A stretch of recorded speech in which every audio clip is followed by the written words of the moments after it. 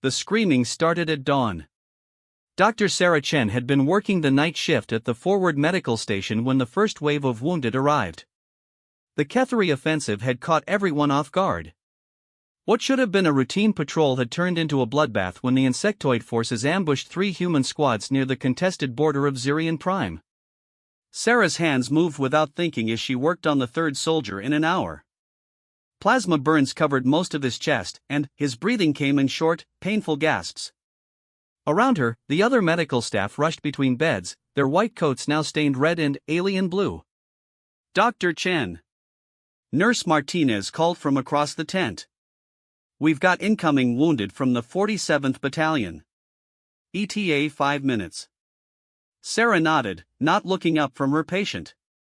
She'd been a trauma surgeon for 8 years, but nothing had prepared her for working in an active war zone.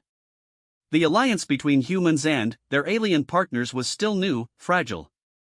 Every life she saved mattered not just to the individual, but to the future of galactic cooperation. The tent flaps burst open. 2 human soldiers carried in a stretcher, their faces grim. But what made Sarah's heart skip wasn't the wounded soldier on the stretcher. It was what followed them. 3 small figures stumbled through the entrance, each no bigger than a human child. Their fur was matted with dirt and blood, and their large, golden eyes darted around the medical tent with obvious fear. They looked like a cross between wolves and lions, with elongated snouts and tufted ears that twitched at every sound. "Ketheri cubs," one of the soldiers explained quickly. "Found them hiding in a bombed-out building. Their parents." He shook his head. "Didn't make it." Sarah had heard about Ketheri young before, but she'd never seen any up close. The adult Ketheri were fierce warriors, standing nearly 8 feet tall with razor-sharp claws and fangs that could tear through steel. These cubs looked nothing like the terrifying soldiers she'd seen in briefings. They looked terrified and lost. "Are they hurt?" Sarah asked, still working on her human patient. "The smallest one has a broken arm," the soldier replied. "The other 2 seem okay, just scared. Nobody else knows what to do with them. Command is too busy with the battle to deal with refugee cubs." Sarah glanced at the cubs again. The smallest one, barely the size of a human toddler, held its arm against its chest. Tears ran down its furry cheeks, but it made no sound. The other 2 flanked it protectively, their small bodies tense with exhaustion and fear. "Put them in the corner," Sarah said. "I'll look at them when I finish here." The soldiers nodded and gently guided the cubs to an empty area of the tent. The cubs huddled together, watching everything with those enormous golden eyes. For the next 2 hours, Sarah worked without stopping. Soldiers came and went. Some she could save, others she couldn't. The sounds of battle grew closer as the day wore on, the distant rumble of explosions punctuated by the sharp crack of energy weapons. Finally, during a brief lull, Sarah made her way to the cubs. They shrank back as she approached, the 2 larger ones moving in front of their injured sibling. "It's okay," Sarah said softly, crouching down to their level. "I'm a doctor. I help people who are hurt." The cubs didn't respond. They probably didn't understand human speech. But something in Sarah's tone seemed to calm them slightly. She examined the smallest cub's arm carefully. The break was clean but needed to be set properly. As she worked, speaking in gentle, soothing tones, she noticed the cubs gradually relaxing. The injured one even stopped crying. "You're brave little ones," Sarah murmured as she applied the splint. "Much braver than you should have to be." A massive explosion rocked the medical tent, sending equipment flying. Emergency lights flickered as the main power fluctuated. Sarah instinctively threw herself over the cubs, shielding them with her body as debris rained down from above. "Ketheri forces have broken through the eastern perimeter," someone shouted. "All medical personnel, prepare for immediate evacuation." Chaos erupted around them. Medical staff rushed to move the most critical patients to transport ships. Alarms blared as soldiers took defensive positions around the compound. Sarah looked down at the cubs still huddled beneath her. In all the confusion, who would remember 3 orphan alien children? Who would make sure they got to safety? Martinez. Sarah called to her head nurse. Take these cubs to transport ship 3. Make sure they get off-world with the other refugees. But Martinez was already helping carry a critical patient toward the landing pad. The cubs looked up at Sarah with those trusting golden eyes, and she realized no one else was coming for them. Another explosion, closer this time. Through the tense transparent sections, Sarah could see Ketheri warriors advancing through the settlement. Their massive forms moved with deadly grace, their weapons cutting down anything in their path. Sarah made her decision. Come on, she said to the cubs, scooping up the smallest one while gesturing for the others to follow. We're getting out of here. She ran toward the landing pad, the 2 uninjured cubs keeping pace beside her despite their small legs. Energy blasts lit up the sky around them as human and Ketheri forces clashed throughout the settlement. Transport Ship 3 was already lifting off. Transport Ships 1 and 2 were gone. Only Transport Ship 4 remained, its engines spinning up as the last of the wounded were loaded aboard. Wait! Sarah called out, running faster. 3 more passengers. The ship's crew chief saw them coming and waved them aboard just as the loading ramp began to close. Sarah dove through the narrowing gap, still holding the injured cub, while the other 2 scrambled in behind her. The ship lifted off just as Ketheri artillery began pounding the now empty medical station. Through the small viewport, Sarah watched the place where she'd worked for 6 months disappear in smoke and fire. She looked down at the cubs in her arms. The smallest one had fallen asleep against her chest, exhausted by pain and fear. The other 2 sat pressed against her legs, their warm bodies trembling slightly. What am I going to do with you 3? Sarah whispered. The ship's destination was New Geneva Station, a major human medical facility 3 star systems away. It would be safe there, but Sarah knew that bureaucracy and alien refugees rarely mixed well. The cubs would likely end up in some sort of processing center while officials figured out what to do with them. Sarah had seen those processing centers during her medical training. Clean, efficient, and utterly without warmth. No place for children to grow up, especially children who had already lost everything. As the transport ship jumped to hyperspace, carrying them away from the war zone, Sarah made another decision. She would find a way to take care of these cubs herself. They had already been through enough trauma. They deserved someone who would fight for them. The smallest cub stirred in her arms, those golden eyes opening to look up at her. For just a moment, the fear was gone, replaced by something that might have been trust. Sarah smiled down at the small face and gently stroked the soft fur between the cub's ears. Don't worry, she whispered. I've got you now. All of you. Outside the viewport, the stars streaked by as they raced toward an uncertain future. But, for the first time since the battle began, Sarah felt something other than exhaustion and grief. She felt hope. The cubs had lost their parents, their home, everything they'd ever known. But they were alive, and they were safe. Sometimes, Sarah reflected, that was enough to build on. As the youngest cub drifted back to sleep in her arms, Sarah began planning their new life together. She had no idea that this moment of compassion would change not just her own future, but the course of the entire war. The seeds of an unbreakable bond had been planted in the chaos of battle. Soon, they would grow into something that would amaze the galaxy. New Geneva Station bustled with activity as the refugee transport ship docked. Sarah carried the smallest cub while the other 2 walked close beside her, their small hands gripping the fabric of her medical coat. The station's artificial gravity and recycled air felt strange after months on planetary surfaces. Name, the processing clerk asked without looking up from his tablet. Dr. Sarah Chen, Chief Medical Officer, 15th Colonial Medical Corps, Sarah replied. And them? The clerk gestured at the cubs with obvious discomfort. Ketheri refugees. War orphans. I'm requesting emergency guardianship. Now the clerk looked up. His expression shifted from boredom to confusion to outright skepticism. Doctor, I don't think you understand the procedures for alien miners. These creatures need to go through proper channels. Species assessment, cultural compatibility testing, psychological evaluation.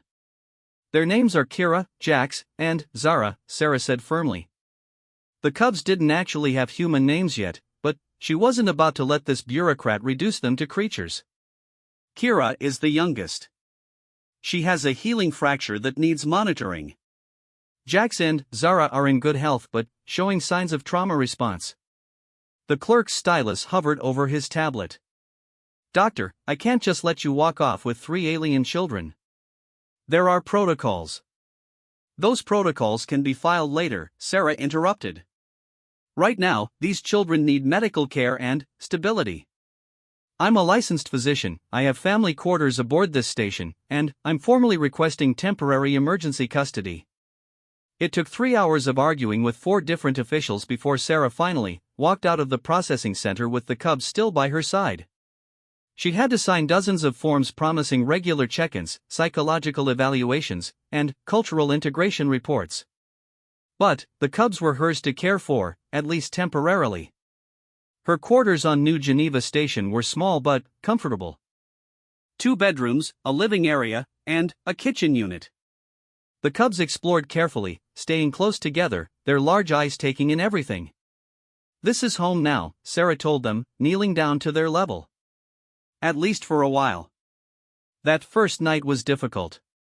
The cubs clearly understood they were safe, but trauma doesn't disappear with a change of location. Kira, the youngest, woke up crying twice.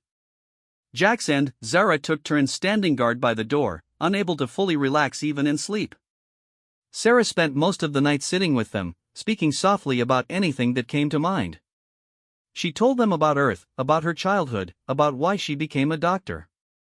The cubs didn't understand her words, but they seemed comforted by her presence. The next morning brought new challenges. The cubs were hungry, but Sarah quickly discovered they couldn't eat human food. Their digestive systems were completely different. A quick consultation with the station's xenobiology department led to a specialized diet of synthesized proteins and mineral supplements that tasted, Sarah imagined, like cardboard. We'll figure out something better, she promised them as they reluctantly ate their first meal. Within a week, Sarah had established a routine. Morning checkups for all 3 cubs, especially monitoring Kara's healing arm. Then, educational activities. Sarah had requested children's learning programs from the station's computer system, modified for non-human physiology. Afternoons were for play and exploration, always supervised, always safe. The cubs began to trust her completely. They followed her everywhere, even waiting outside the sonic shower each morning. When Sarah worked her shifts in the station's medical bay, they sat quietly in her office, drawing pictures on tablets or napping in a pile of blankets she'd arranged for them. Other station personnel didn't know what to make of the arrangement. Some were fascinated, others openly disapproving. Sarah overheard conversations about inappropriate attachments and interspecies complications. She ignored them all. 3 weeks after arriving at New Geneva Station, everything changed. Sarah was working the night shift when alarms began blaring throughout the station. Emergency lights bathed everything in red as automated announcements echoed through the corridors. All personnel report to emergency stations. This is not a drill. Ketheri attack fleet approaching. All personnel report to emergency stations. Sarah's blood went cold. The cubs were alone in her quarters, 3 levels up and on the opposite side of the station. She grabbed her emergency medical kit and ran for the transport tubes, her heart pounding. The station shook as the first wave of Ketheri fighters strafed the outer hull. Through the viewports, Sarah could see the massive forms of Ketheri warships emerging from hyperspace. Their dark hulls bristled with weapons that glowed like angry stars. The transport tube stopped working halfway to her quarters.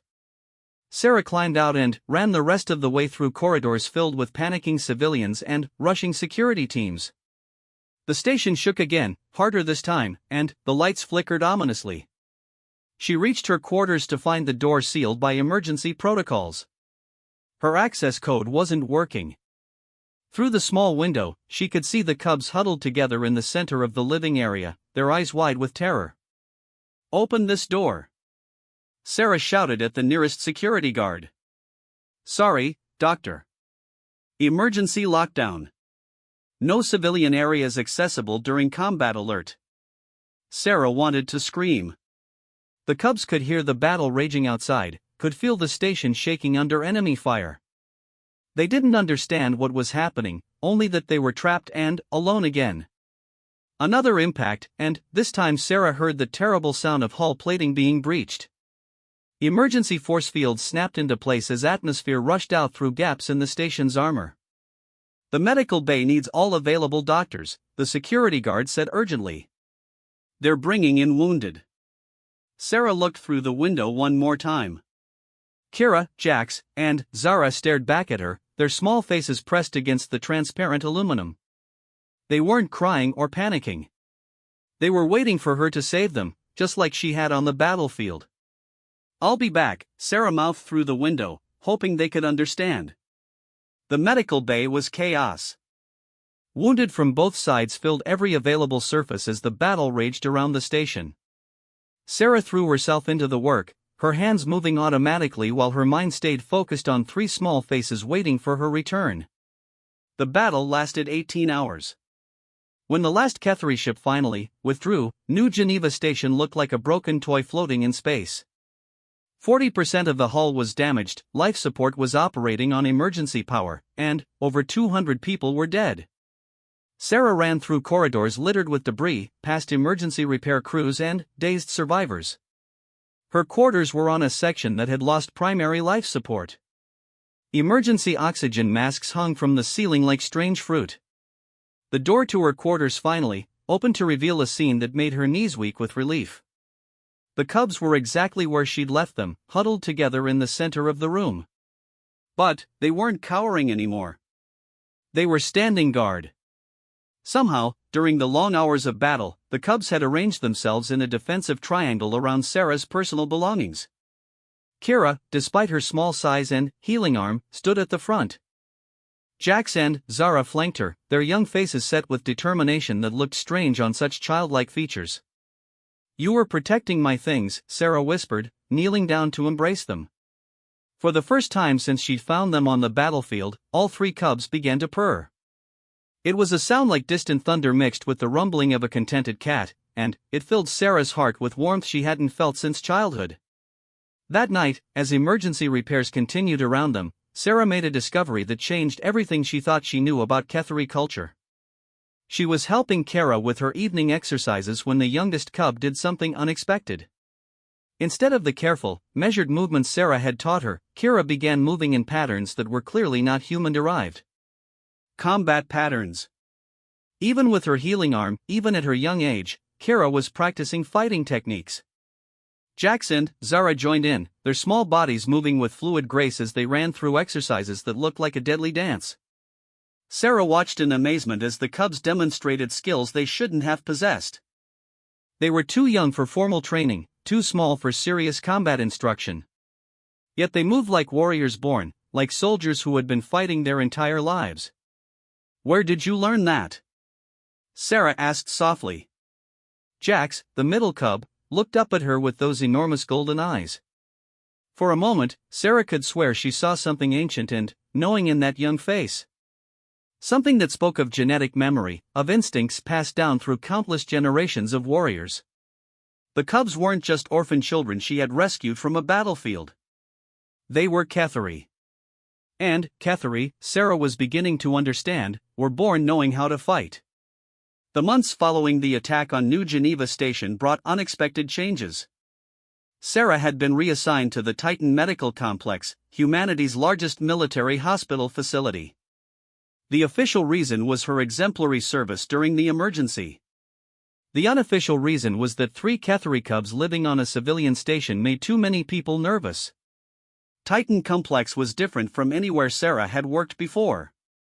Built into the surface of a massive asteroid, it served as both a medical facility and a research station. Scientists studied alien physiology while doctors treated casualties from across the galaxy. It was the perfect place for someone with an unusual family situation. Sarah's new quarters were larger, with a dedicated space for the cubs to play and exercise. More importantly, the facility had a xenobiology department that could help her understand her young charges better. Dr. Elena Vesquez, the chief xenobiologist, became Sarah's closest ally in caring for the cubs. A small woman with sharp eyes and an encyclopedic knowledge of alien species, Elena spent hours observing Kara, Jax, and Zara. "They're remarkable," Elena told Sarah one afternoon as they watched the cubs practice their strange combat exercises. "Cathary development is completely different from human children.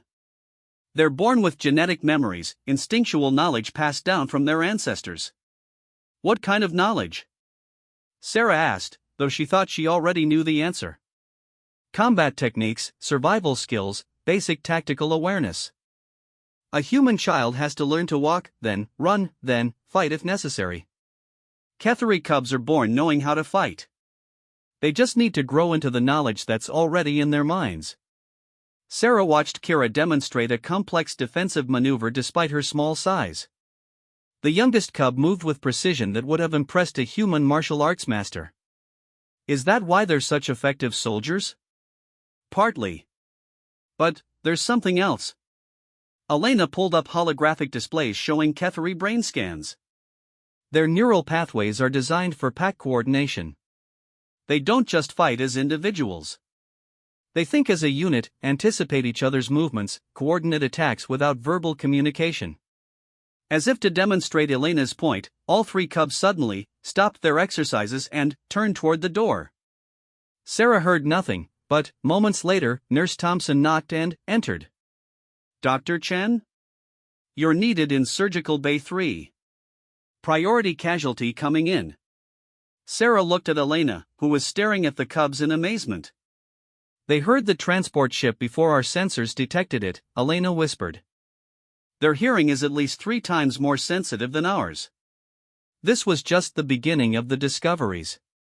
Over the following weeks, Sarah learned that the cubs possessed abilities that went far beyond enhanced hearing. Their sense of smell could detect chemical changes in human emotions. Their night vision was perfect. Most remarkably, they seemed to understand human language much better than anyone had realized. "Kara, can you bring me the medical scanner?" Sarah asked one day, testing a theory. Without hesitation, the youngest cub walked to Sarah's equipment case and selected the correct instrument from among dozens of similar devices. Not only did she understand the words, but she recognized the specific tool by name.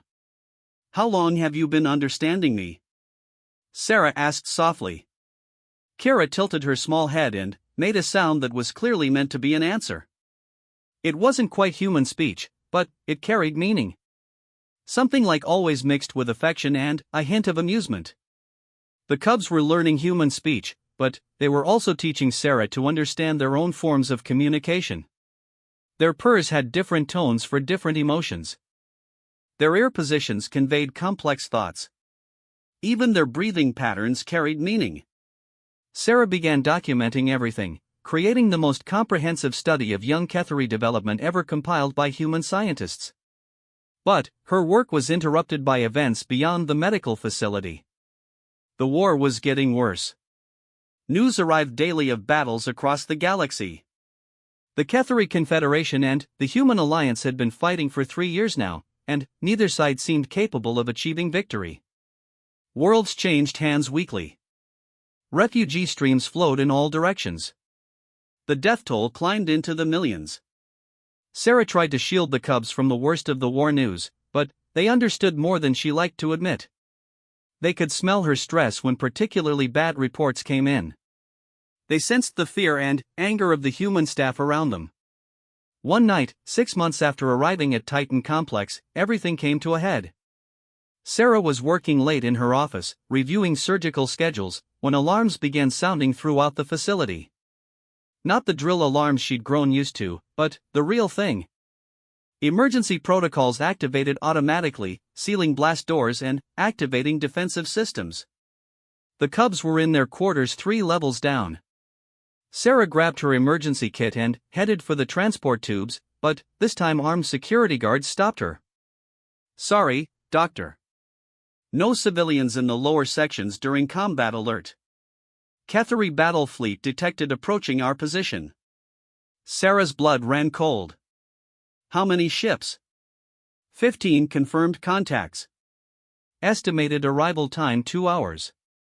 15 Kethari warships against a medical facility with minimal defensive capabilities. It would be a massacre. Sarah thought about the hundreds of wounded soldiers recovering in the hospital wards, the medical staff who had no combat training, the research personnel who had never even seen a weapon. And 3 small cubs who would have to watch their adopted human family die. I need to get to my quarters, Sarah said firmly. Negative. All non-essential personnel report to emergency shelters. Medical staff report to surgical stations. Sarah wanted to argue, but wounded soldiers were already arriving from the advance patrol that had detected the Kethari fleet. She ran to Surgical Bay 1, her hands shaking as she prepared for what might be her last day as a doctor. The battle began 2 hours later with a precision orbital bombardment that shook the asteroid foundation of Titan Complex. Sarah worked through the shaking, her hands steady despite the chaos around her. She saved 7 soldiers in the first hour, lost 3 in the second, saved 4 more in the third. Through it all, her mind stayed focused on 3 small faces. Were they safe? Were they scared? Did they understand that this might be goodbye? The Kethari ground assault came at dawn. Boarding pods smashed through the facility's hull like meteors, disgorging teams of 8-foot-tall warriors armed with energy weapons and razor-sharp claws. Sarah could hear the fighting getting closer, the sounds of energy weapons and human screams echoing through the corridors. All medical personnel, prepare for immediate evacuation, came the announcement. Transport ships are standing by at Docking Bay 7. Sarah looked around the surgical bay. 12 patients lay unconscious or sedated, 2 wounded to move, 2 critical to abandon. The other doctors and nurses were already grabbing essential supplies, preparing to run. What about them? Sarah asked, gesturing to the patients. Leave them, Dr. Morrison said grimly. We can't carry that many wounded, and the Kethari will be here in minutes. Sarah stared at the unconscious soldiers. Young men and women who had trusted her to save their lives. The Kethari had a reputation for brutality toward human prisoners. These wounded soldiers would be executed without mercy. I'm not leaving them, Sarah said quietly. Sarah, don't be a hero. There's nothing we can do. But Sarah was already moving, checking 4 lines and adjusting life support settings. If she was going to die here, she was going to die as a doctor, protecting her patients. The other medical staff fled toward the evacuation ships. Sarah stayed behind, alone with 12 unconscious soldiers and the sound of approaching boots. The blast doors exploded inward with a shower of sparks and molten metal. 3 Kethari warriors stepped through the smoke, their massive forms barely fitting through the human-sized doorway. Their armor was scarred from battle, their weapons powered up and ready. Sarah stepped between the warriors and her patients, her small human form dwarfed by the towering aliens. She had no weapons, no armor, nothing but a determination to protect the wounded soldiers behind her. The lead Kethari warrior raised his weapon, pointing it directly at Sarah's chest. His finger tightened on the trigger. And then, something extraordinary happened. 3 small forms burst through the ventilation grate behind the warriors, moving faster than Sarah's eyes could follow. Kira, Jax, and Zara had somehow escaped their quarters, navigated the battle-torn facility, and found their way to the surgical bay. The cubs placed themselves between Sarah and the Kethari warriors, their small bodies tense with protective fury. They were barely knee-high to the adult Kethari, armed with nothing but their natural weapons and an unshakable loyalty to the human who had saved them.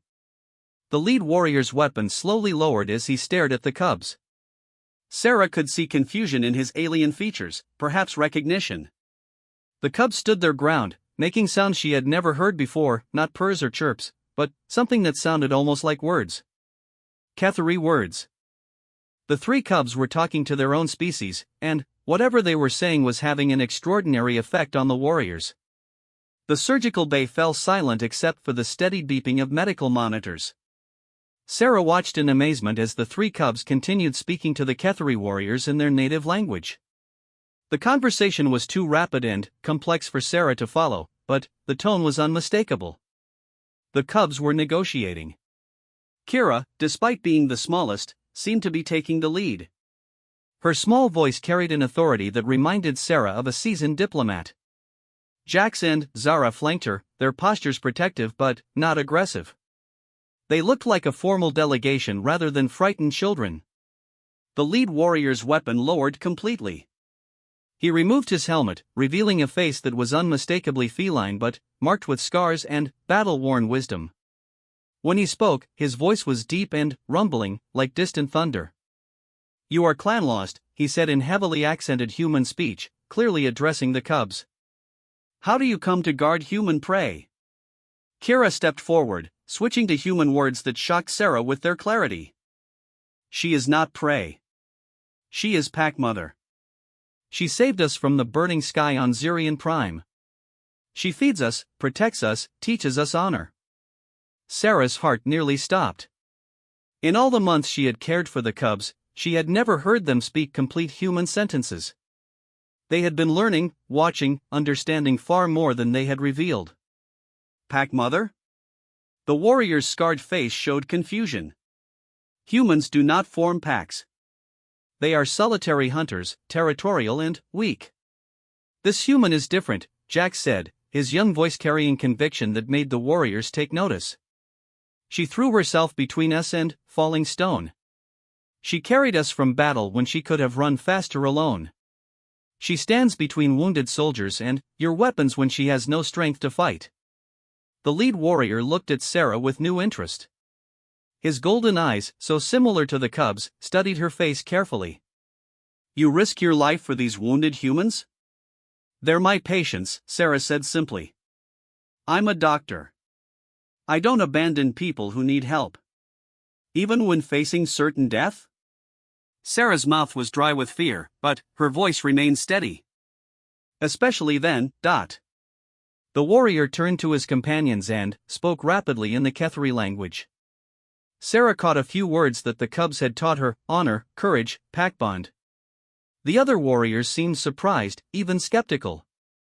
Zara stepped forward, the most serious of the three cubs. "War leader Thaxon, we claim right of pack protection for the human Sarah Chen. She has earned blood debt from 3 of Clan Malakar. Her life is bound to ours by honor and gratitude." War leader Thaxon's eyes widened. "You invoke ancient law, little ones. Pack protection has not been claimed for human prey in all the years of this war." "She is not prey," Kira repeated firmly. "She is Pack Mother. We will stand between her and death, as she stood between us and sorrow." Sarah realized she was witnessing something unprecedented. The cubs weren't just asking for mercy, they were formally claiming her as family according to Kethri law. They were putting their own lives on the line to protect her, just as she had protected them. Thaxon studied the cubs for a long moment, then looked at Sarah again. "These young ones speak truth? You truly saved them from battle?" "The 47th Battalion found them hiding in ruins during the Zirian offensive," Sarah said. "Their parents had been killed. They were just children, scared and hurt. I couldn't leave them behind." "And you have cared for them since? Fed them, sheltered them, treated them as your own young?" "Yes." Thaxon moved closer, his massive form towering over Sarah. She forced herself not to step back, not to show fear. The cubs remained between them, tense but trusting that their words had carried weight. "Show me your arm, human Pack Mother," Thaxon said. Sarah didn't understand, but she rolled up her sleeve. Thaxon examined her forearm carefully, then made a sound of surprise. "You bear no pack marks. These cubs have not claimed you formally." "We are too young for the marking ceremony," Jax explained. "But our hearts know the truth. She is our Pack Mother. We will defend her with our lives." Thaxon stepped back and spoke to his warriors again. The conversation was heated, with gestures toward Sarah, the cubs, and the wounded soldiers. Finally, he turned back to them. "The cubs of Clan Malakar have invoked ancient law," he announced. "Their claim of pack protection is recognized. The human Pack Mother and her charges will not be harmed." Sarah felt her knees nearly give out with relief. Thank you. Thank you so much. Do not thank me yet, human. Pack protection has requirements. If you are truly pack mother to these cubs, you must understand their nature. You must accept responsibility for their growth and training. I don't understand. Thaxon gestured to Kira, Jax, and Zara. These are not human children. They are Ketheri warriors in their first growth. They have protected you today, but soon their instincts will demand more. They will need to hunt, to fight, to prove their worth to the clan. Sarah looked down at the cubs, her cubs, with new understanding. Their combat exercises hadn't been games. Their protective behavior wasn't simple affection. They were growing into their nature as warriors, and she was responsible for guiding that growth. What does that mean for them? For us? It means, Pack Mother, that your family situation has become very complicated. Over the following hours, as the battle ended and the facility was secured, Sarah learned more about Ketheri culture than any human had ever known. Thaxon, it turned out, was more than just a war leader. He was a clan elder, one of the few Ketheri with authority to make decisions about traditional law. Your cubs are orphans, but not forgotten, he explained as they sat in Sarah's quarters. The three cubs pressed close to Sarah's sides, still protective but more relaxed now that their pack mother was safe. Clan Malachar will remember their bloodline. They have the right to rejoin their people when they come of age. But, they can stay with me until then? Sarah asked. If you truly accept the responsibilities of Pack Mother, yes. But, Sarah Chen, you must understand what you are choosing. These cubs will grow into warriors 8 feet tall with claws that can cut steel and strength that can bend metal. Their loyalty to you will be absolute, but their nature will be that of apex predators. Sarah looked at Kara's small face, remembering the terrified cub she had carried from the battlefield. They're my children now. Whatever they become, they'll always be my children. Thaxon nodded approvingly. Then, perhaps there is hope for peace between our species after all. If a human can raise Ketheri cubs, if Ketheri cubs can claim a human as pack mother, then we are not so different as we believed. As Thaxon and his warriors prepared to leave, he made one final announcement that would change everything. The cubs have claimed pack protection for you, Sarah Chen. By ancient law, that protection extends to any place you call home. As long as you care for the children of Clan Malachar, you and those under your protection are sacred to all Ketheri. No warrior of our people may harm you. Sarah stared at him. You mean? I mean, Pack Mother, that you have just become the first human in history to be granted permanent diplomatic immunity by the Ketheri Confederation. Your hospital, your patients, your staff, all are now under the protection of Clan Malachar. As the Ketheri forces withdrew from Titan Complex, leaving behind a shaken but unharmed medical facility, Sarah sat with 3 small cubs who had just changed the course of galactic history. Did you know this would happen? She asked them softly. Kara curled up in Sarah's lap, purring contentedly. Pack Mother keeps cubs safe. Cubs keep Pack Mother safe. This is the way of families. Sarah hugged her strange, wonderful children and tried to imagine what the future would bring. Whatever challenges lay ahead, she knew one thing for certain. She was no longer just a doctor. She was Pack Mother to 3 Ketheri warriors, and her family would never let her face danger alone again. 2 years had passed since the Battle of Titan Complex, and Sarah Chen's life had become something no human could have imagined. The cubs were no longer cubs. Kara, Jax, and Zara now stood nearly 6 feet tall, their childhood fluff replaced by sleek warrior muscle and adult intelligence. But they remained devoted to their Pack Mother with an intensity that amazed everyone who met them. Sarah's new assignment reflected her unique position in galactic affairs. The Harmony Medical Station orbited neutral space between human and Ketheri territories, serving as a treatment center for casualties from both sides of the ongoing war. It was dangerous work, politically sensitive, but absolutely crucial. Most importantly, it was protected. The 3 young Ketheri had grown into their roles as elite guards with a precision that would have impressed veteran soldiers. They moved like shadows through the medical station, always watching, always ready. No threat could approach Sarah without passing through them first. Pack Mother, Jack said one morning as Sarah reviewed patient files.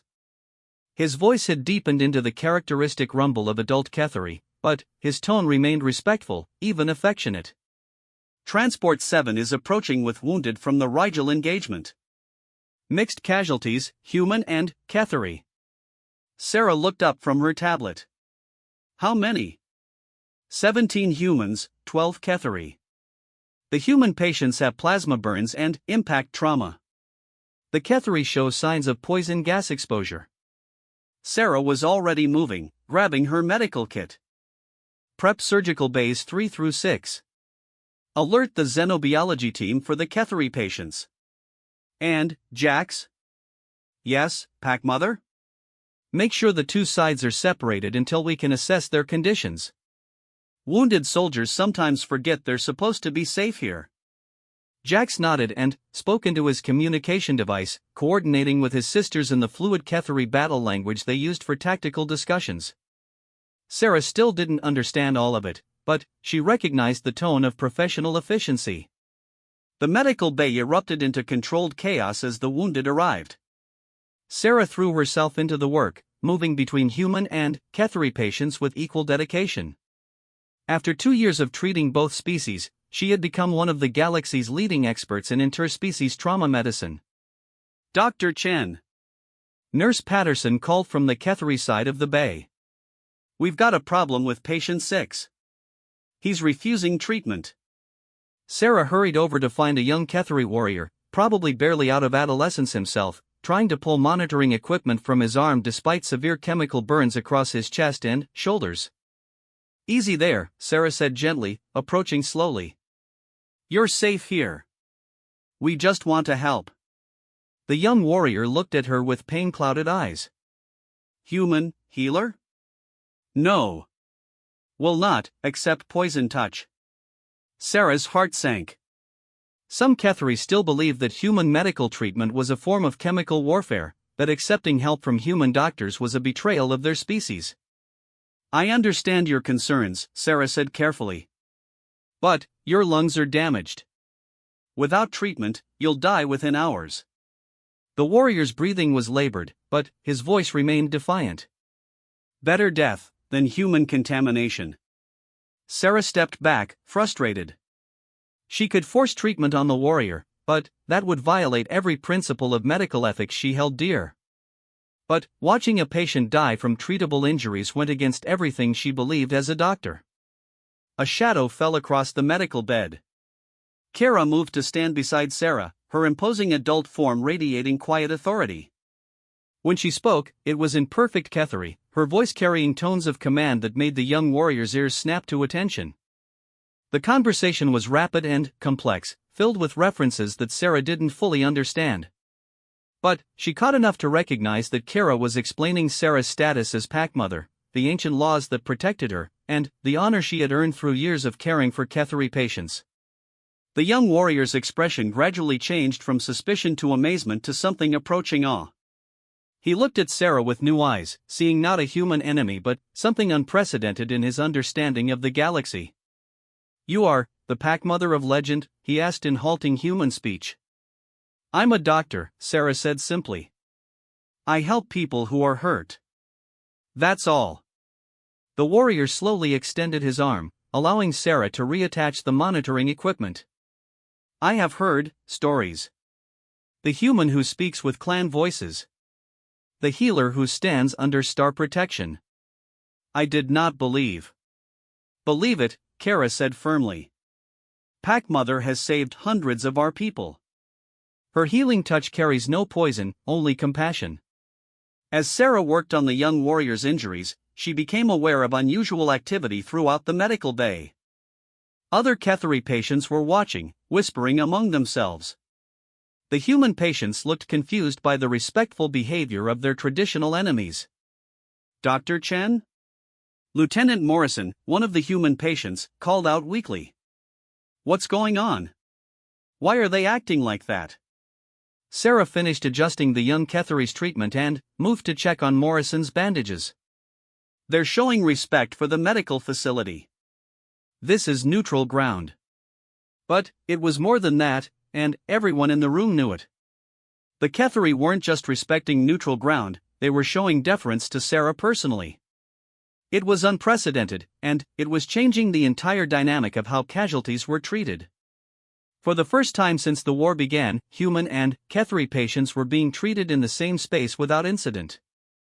Sarah moved between them freely, her presence somehow making both sides feel safe.